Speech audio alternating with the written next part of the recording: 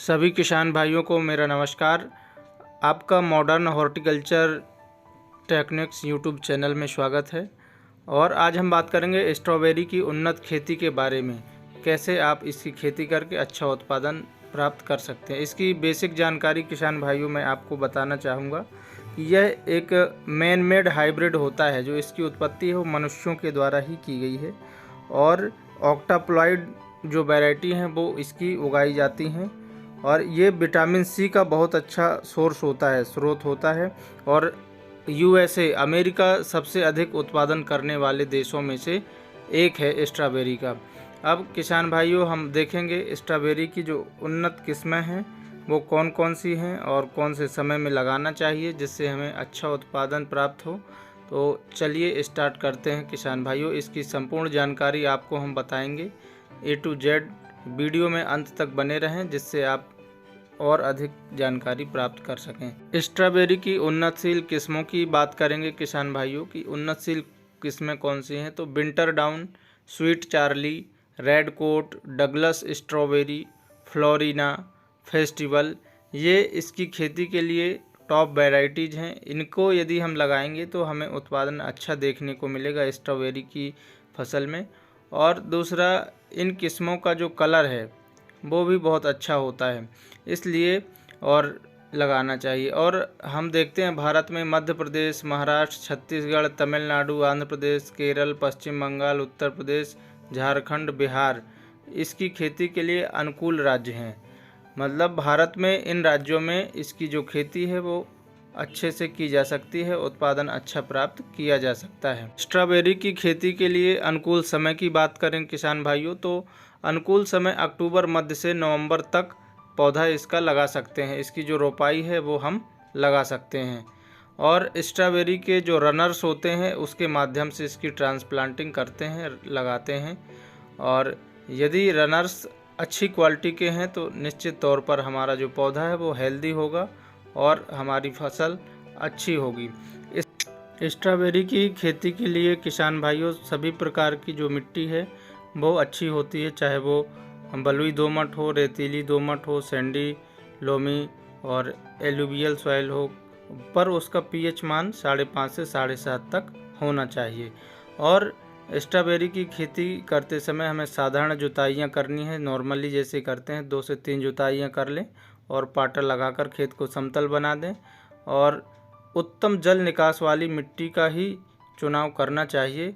जिस खेत में पानी ना भरता हो वहाँ पर हमें स्ट्रॉबेरी की खेती करनी चाहिए। स्ट्रॉबेरी की खेती अक्टूबर और नवंबर के महीने में लगा देनी चाहिए क्योंकि ठंड का जो मौसम है वो अनुकूल होता है। यदि गर्मियों में लगाएंगे तो टेम्परेचर सहन नहीं कर पाती फसल और प्रतिकूल प्रभाव पड़ता है, उत्पादन कम मिलता है।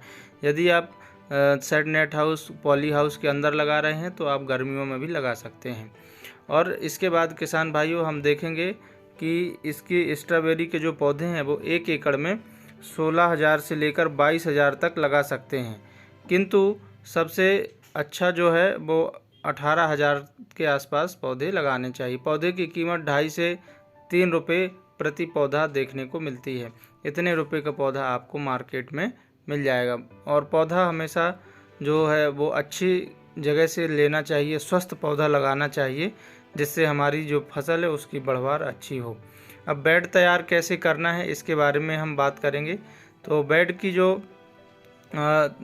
चौड़ाई है वो 3 से 3.5 फीट रखनी चाहिए और बेड से बेड की दूरी 1.5 से 2 फीट रखनी चाहिए। और जो किसान भाइयों बेड की ऊंचाई है वो 1 फीट हमें रखनी चाहिए। यदि इस साइज़ के हम बेड तैयार करेंगे तो हमारे जो स्ट्रॉबेरी के रनर्स हैं जो हमने पौधे लगाए हैं वो अच्छे होंगे। बेसल डोज की बात करें तो 2 से 3 ट्रॉली गोबर की खाद, SSP fertiliser 50 kilogram, DAP fertiliser 40 kilogram और म्यूरेट और पोटास फर्टिलाइज़र की मात्रा 25 किलोग्राम। इसके साथ ही किसान भाइयों रीजेंट मिलाकर डाल देना चाहिए क्योंकि यदि दीमक की समस्या है तो वो भी कंट्रोल हो जाए। तो बेसल डोज में इन सभी खादों को मिक्स करके हमें डालना है। प्लांट डिस्टेंस की बात करें तो पौधे से पौधे की दूरी 1 से 1.5 फीट रखनी चाहिए। एक बेड में 2 से 3 लाइन में जिगजैग ट्रांसप्लांटिंग करना चाहिए। किसान भाइयों जिगजैग ट्रांसप्लांटिंग इसलिए ज़रूरी है कि जो पौधे से पौधे की दूरी है वो पर्याप्त मात्रा में हो, जिससे पौधे की बढ़वार अच्छी देखने को मिले और जो फलों की तोड़ाई है वो भी आसानी से कर सकें। और जब रोपाई करें उस समय एक एक सिंगल पौधे की रोपाई करना है और खेत में पर्याप्त मात्रा में नमी होनी चाहिए रोपाई करते समय। और इसके बाद हम बात करेंगे कि जो मल्चिंग है वो भी 30 माइक्रोन की हमें लगानी है। और दूसरी ड्रिप की बात करेंगे तो ड्रिप सिंगल लाइन हमें लगानी चाहिए। 16 mm की जो ड्रिप है इनलाइन वो लगेगी। तो जो हमारी ड्रिप और मल्चिंग है उसको लगाने से जो स्ट्रॉबेरी की क्वालिटी है वो बहुत अच्छी देखने को मिलती है। अब हम बात करेंगे ड्रेंचिंग की। तो स्ट्रॉबेरी की फसल में फर्स्ट ड्रेंचिंग 2 से 3 दिन में कर देना चाहिए। ह्यूमिक एसिड 500 ग्राम, कार्बेंडाजिम 500 ग्राम 500 लीटर पानी में घोलकर जड़ों के पास देना चाहिए। और सेकेंड ड्रेंचिंग की बात करें तो 5 से 6 दिन बाद देना चाहिए। NPK 19-19 1 kilogram, micro nutrients liquid 200 ml 500 litre पानी में मिलाकर जड़ों के पास हमें ड्रेंचिंग करनी चाहिए। यदि हम ड्रेंचिंग का जो समय है सही समय पे करते हैं और सही अच्छी न्यूट्रिएंट्स का उपयोग करते हैं तो जो क्वालिटी है वो बहुत अच्छी देखने को मिलती है। अब हम बात करेंगे इरिगेशन की। तो इरिगेशन स्ट्रॉबेरी की खेती में ड्रिप से रोज़ 1.5 से 2 घंटे सिंचाई कीजिए। हल्की भूमि में अधिक और भारी भूमि में कम सिंचाई करें। यदि हमारी भारी भूमि है, ब्लैक सॉइल है, तो उसमें हमें सिंचाइयों की कम आवश्यकता पड़ेगी। यदि हमारी लाइट सॉइल है, सैंडी सॉइल है, तो वहाँ पे हमें सिंचाइयों की अधिक आवश्यकता पड़ती है। और सिंचाई यदि हम सही समय पे करते हैं तो हमारा जो उत्पादन है वो भी अच्छा मिलता है। अब हम बात करेंगे खरपतवार की रोकथाम की। आप निराई गुड़ाई ही करें। पहली निराई गुड़ाई 30 से 40वें दिन और दूसरी निराई गुड़ाई 60 से 80वें दिन हमें कर देना चाहिए।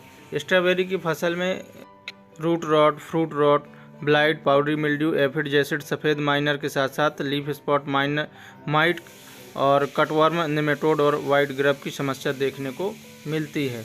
तो इसके कंट्रोल के लिए हम देखते हैं कि जो हमें फर्स्ट स्प्रे है वो 25वें से 30वें दिन कर देना चाहिए। सेकंड स्प्रे 45 से 55वें दिन और थर्ड स्प्रे 70 से 75 दिन में हमें स्ट्रॉबेरी की फसल में कर देना चाहिए किसान भाइयों।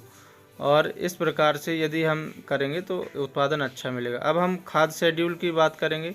तो फर्टिलाइज़र शेड्यूल में किसान भाइयों हम देखते हैं कि अच्छी तरह से फर्टिलाइज़र्स को हमें मिक्स करके देना चाहिए। खाद शेड्यूल फर्स्ट कॉम्बिनेशन में 10 से 30 दिनों के मध्य देना है। NPK 19-19 और NPK 12-61 और NPK 17-44 3-3 दिनों के अंतराल पर। सेकंड कॉम्बिनेशन 35 से 55 दिनों के मध्य देना है और जो थर्ड कॉम्बिनेशन है वो 60 से अधिक दिनों बाद देना है। तो इस प्रकार से हमारा फर्टिलाइज़र शेड्यूल हो गया। लाइफ साइकिल की बात करेंगे तो 5 से 6 महीने की फसल होती है स्ट्रॉबेरी की। और इसके बाद किसान भाइयों हम बात करेंगे उत्पादन की। तो 90 से 100 कुंटल तक हमें स्ट्रॉबेरी की फसल से उत्पादन देखने को मिलता है। और इसके बाद बाज़ार भाव की बात करेंगे। 150 से 200 रुपये प्रति किलोग्राम ऑन एवरेज हमें मार्केट में इसका रेट देखने के लिए मिल जाता है। लागत की बात करें तो 90,000 से 1 लाख रुपए के बीच में इसकी जो 1 एकड़ में लागत है वो आती है। मुनाफा और शुद्ध लाभ की बात करें तो 100 रुपये का रेट मान के चलें, 100 कुंटल हुआ तो हमारी 10 लाख की स्ट्रॉबेरी की फसल निकली 1 एकड़ में। तो इस प्रकार हम देखते हैं कि जो हमारी लागत लगी वो 1,50,000 लगी, 1.5 लाख। तो हमें जो शुद्ध लाभ हुआ वो 8,50,000 रुपये का शुद्ध लाभ हुआ। अब किसान भाइयों ज़रूरी नहीं कि 8.5 लाख का आपको हमेशा ही शुद्ध लाभ हो। कभी कभी हमारी फसल में उत्पादन कम देखने को मिलता है, कीट बीमारियों की समस्या ज़्यादा आती है और जलवायु वातावरण अनुकूल नहीं होता इसकी फसल के लिए, तब उत्पादन हमें कम प्राप्त होता है। आज हमने किसान भाइयों बात की स्ट्रॉबेरी की उन्नत खेती के बारे में, संपूर्ण जानकारी आप लोगों को बताई। और इसी प्रकार की जानकारी पाने के लिए हमारे चैनल को सब्सक्राइब कर लीजिए। मिलते हैं नेक्स्ट वीडियो में, तब तक के लिए जय जवान, जय किसान, जय विज्ञान।